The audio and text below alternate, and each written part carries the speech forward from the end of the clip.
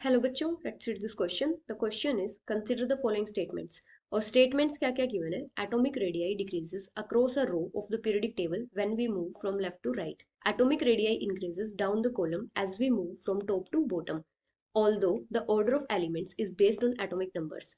Vertical families share similar chemical properties.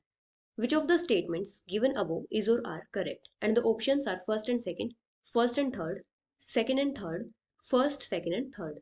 तो यहाँ पे हमारा की कॉन्सेप्ट क्या होगा? Variation of atomic radii.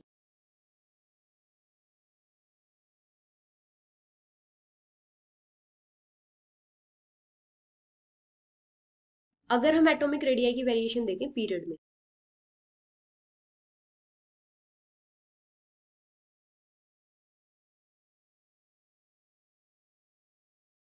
तो किसी भी पीरियड में जब हम लेफ्ट से राइट जाते हैं तो जो एटॉमिक रेडियाई होती है उसमें रेगुलर डिक्रीज होता है। मतलब जो एटॉमिक रेडियाई होती है वो रेगुलर डिक्रीज होती है।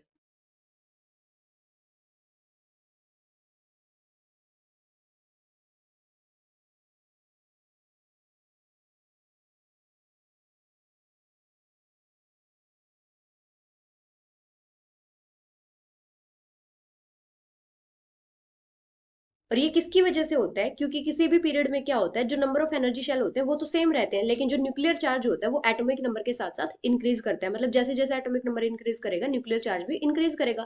तो इसकी वजह से क्या होता है, जो फोर्स ऑफ अट्रैक्शन होती है न्यूक्लियस के टुवर्ड्स वो भी क्या करती है, इंक्रीज करती है। और इसकी वजह से क्या हो जाता है, साइज में कॉन्ट्रैक्शन आ जाता है। तो लेफ्ट से राइट जाते टाइम क्या होता है, न्यूक्लियस के towards force of attraction increase करती है, इसकी वजह से साइज में कॉन्ट्रैक्शन होती है।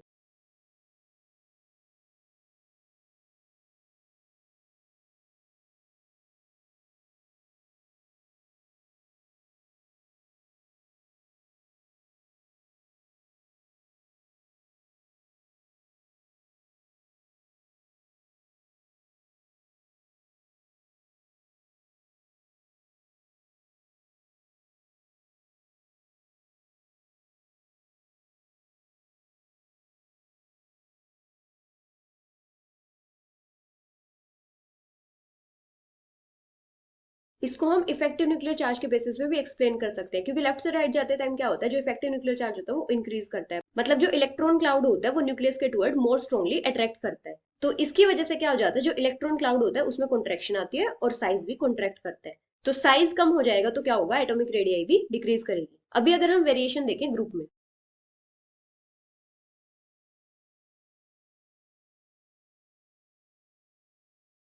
तो किसी भी ग्रुप में जब हम टॉप से बॉटम आते हैं तो जो एटॉमिक रेडियाई होती है वो इंक्रीज करती है।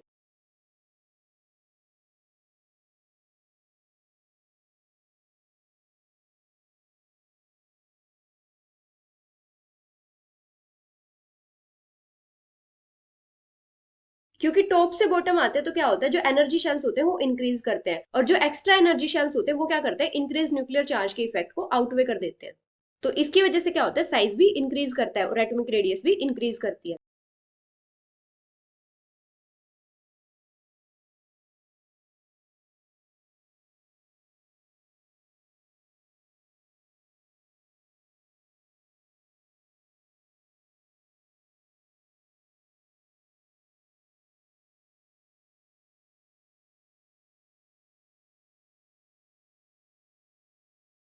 अभी पीरियडिक टेबल में क्या होता है, जो एलिमेंट्स की अरेंजमेंट होती है वो किस ऑर्डर में होती है, in increasing order of their atomic number. लेकिन किसी भी ग्रुप में क्या होता है, similar outer shell electronic configuration होती है।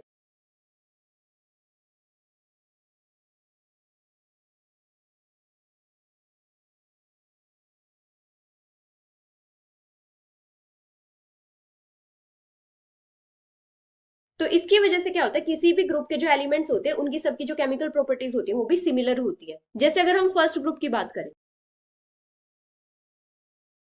तो फर्स्ट ग्रुप की जो आउटर शेल इलेक्ट्रॉनिक कॉन्फ़िगरेशन होती है वो क्या होती है, NS1। मतलब फर्स्ट ग्रुप में क्या होगा, जो वैलेंस इलेक्ट्रॉन्स होंगे हर एक एलिमेंट के पास एक ही वैलेंस इलेक्ट्रॉन होगा। तो इस टाइप से इनकी जो केमिकल प्रॉपर्टीज होती है वो भी सिमिलर होती है। तो स्टेटमेंट्स क्या है, फर्स्ट है atomic radii decreases across a row of the periodic table when we move from left to right, तो ये करेक्ट है। सेकंड है atomic radii increases down the column as we move from top to bottom, ये भी correct है। Third है although the order of elements is based on atomic number, vertical families share similar chemical properties, तो ये भी correct है। तो यहाँ पे तीनों की तीनों स्टेटमेंट क्या है, करेक्ट है। So the final answer is first, second and third, which is option D. Hope you understood it well. Best of luck.